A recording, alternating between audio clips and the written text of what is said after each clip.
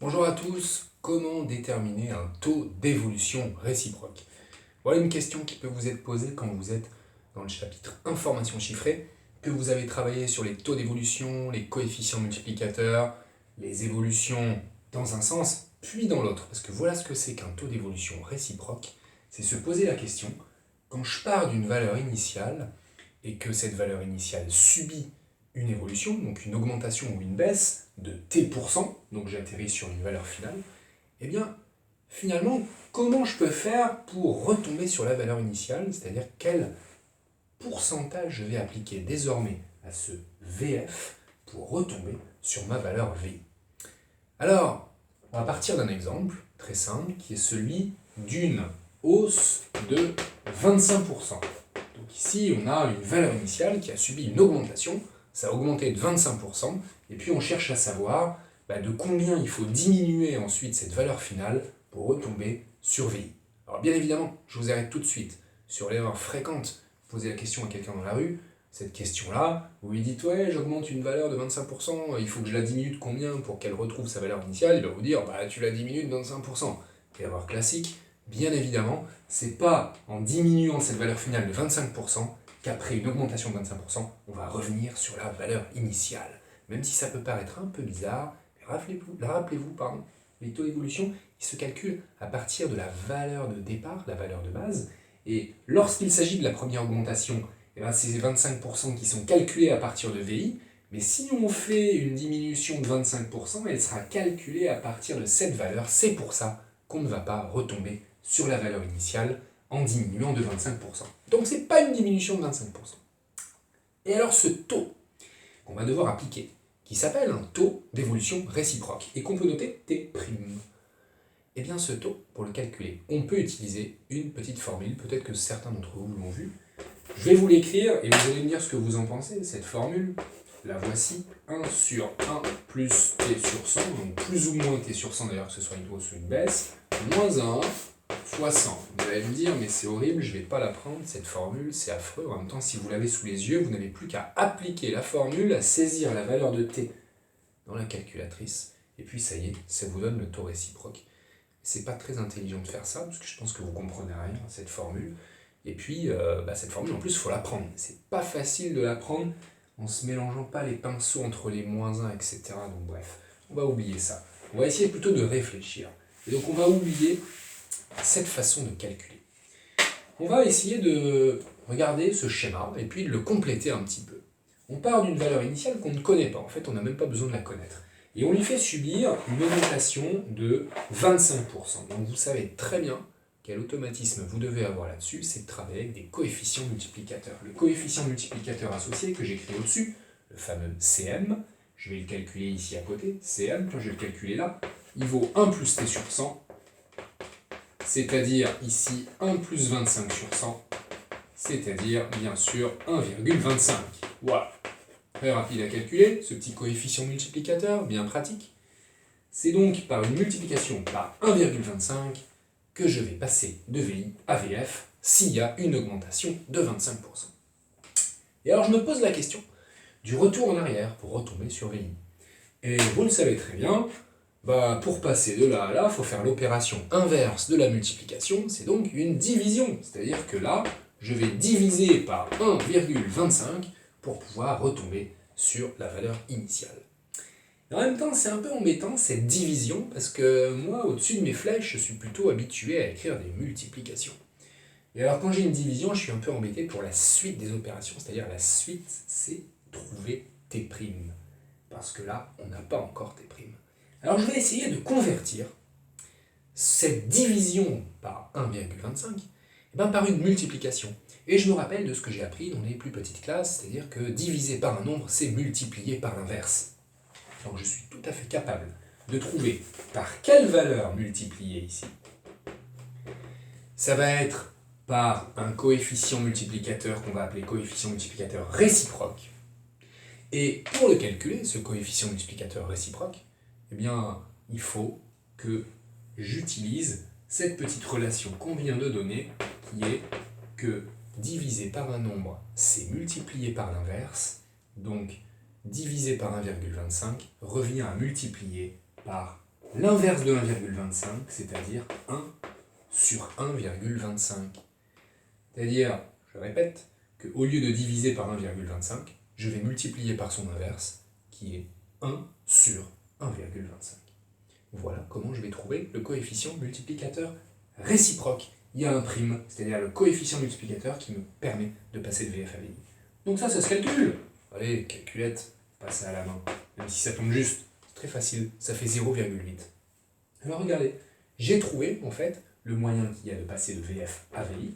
J'ai trouvé le coefficient réciproque. Il faut que je multiplie par 0,8. J'ai pas tout à fait fini, parce que ce que je voulais dans l'exercice, rappelez-vous, c'était T'.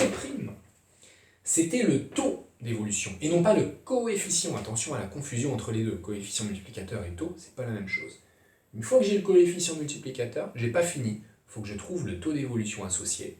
Et alors rappelez-vous, on a plutôt l'habitude de faire l'inverse, c'est-à-dire qu'on connaît le taux et on déduit le coefficient, mais on est capable de faire l'inverse par petit automatisme, parce que 0,8, c'est inférieur à 1, c'est une baisse. Quand c'est supérieur à 1, c'est une hausse.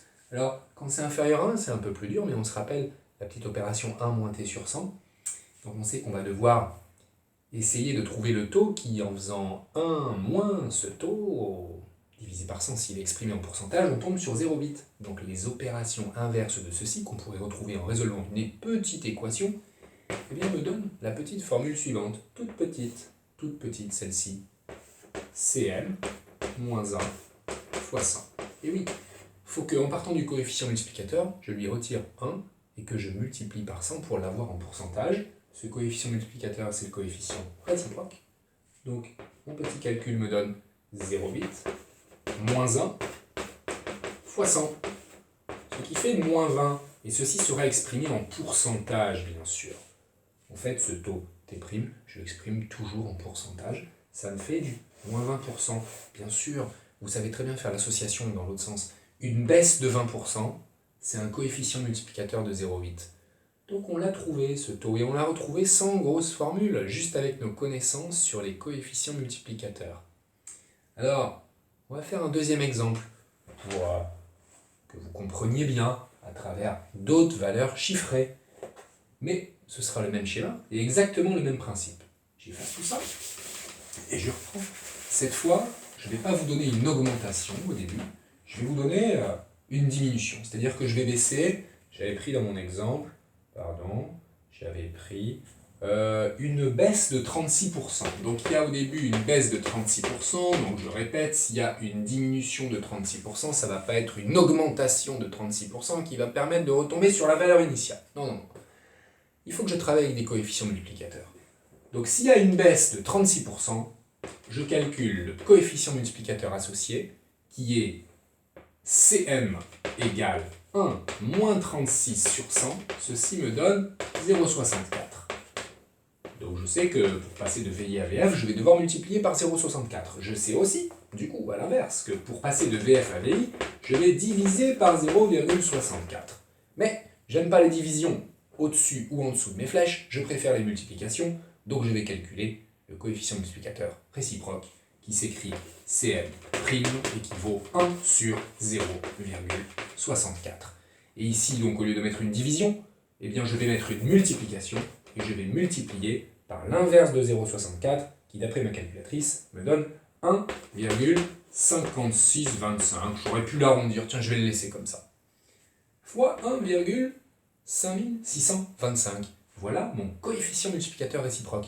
Alors pour avoir le taux d'évolution associé, là on y arrive beaucoup plus facilement parce que c'est un coefficient multiplicateur qui est supérieur à 1, donc ça correspond à une hausse, donc on peut le faire de tête sans aucun problème, mais si on veut réécrire la formule, encore une fois, Cm' moins 1 fois 100 pour l'avoir en pourcentage, Cm' 1,5625 moins 1, ça me fait 0,5625 et fois 100, ça me donne donc 56,25%. 56,25%, vous voyez que c'est tout simplement ce qui apparaissait ici après la virgule suite à un 1, ce qui est possible de faire quand on a ici un coefficient qui est supérieur à 1. Sinon, petite formule, et puis on arrive tranquillement à notre taux réciproque si on essaie de comprendre un peu tout ce qu'on a fait, on essaie de faire une belle phrase, ça veut dire que si on diminue une valeur de 36%, eh bien pour qu'elle repasse, pour qu'elle réatteigne son niveau initial, il faudra l'augmenter de 56,25%. Voilà comment travailler avec les taux d'évolution réciproque. Alors j'ai envie de vous parler quand même d'une toute petite autre méthode alternative parce qu'elle est intéressante, elle est assez sympa, qui n'utilise pas du tout tout ça, mais pourquoi pas, voilà, pourquoi pas. C'est-à-dire que vous avez vu que là, il y a quelque chose d'assez marrant, c'est que quand je parle de VI et de VF et que je cherche des taux d'évolution réciproque, eh bien je n'ai jamais eu besoin de VI, ni de VF. Je sais pas, ça vaut peut-être 150, 228, 375. En fait, peu importe. Peu importe la valeur de départ, quand je fais subir une évolution d'un certain pourcentage, eh bien le taux réciproque, je pourrais la calculer, quelle que soit cette valeur-là.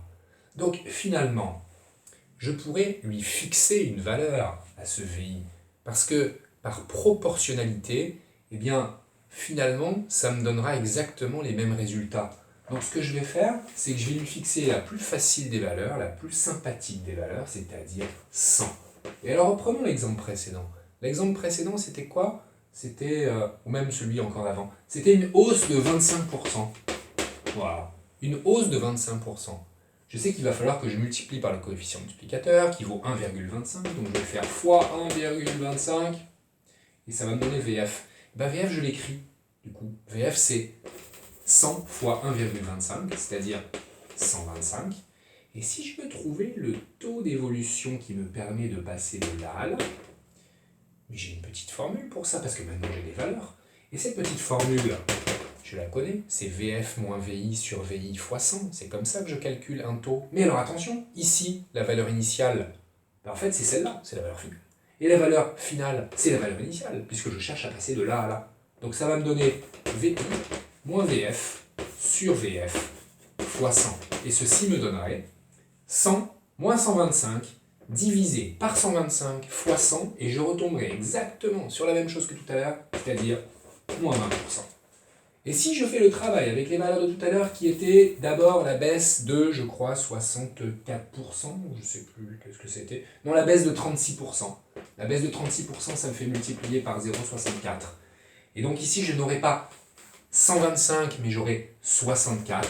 Et bien, si je voulais calculer le taux d'évolution réciproque, il faudrait que je fasse cette valeur finale qui est 100, moins la valeur initiale qui est 64, divisé par la valeur initiale qui est 64, et tout multiplié par 100, et je trouverai exactement la même chose que ce qu'on a trouvé tout à l'heure, qui est un taux d'évolution positif de 56,25%. Alors cette dernière méthode, un peu astucieuse, ne va pas forcément plaire à tout le monde, mais elle est intéressante. Il faut fixer une valeur, la plus simple c'est 100, et ensuite par proportionnalité, on est assuré d'avoir le même pourcentage, quelle que soit la valeur que je fixe au départ. Mais sinon, à retenir, c'est surtout la première méthode, pas celle de la formule, non, non, non, celle qui vous demande de passer par un coefficient multiplicateur CM, par son coefficient multiplicateur réciproque, puis l'utilisation de la mini-formule CM-1, le tout fois 100, pour avoir le taux d'évolution en pourcentage.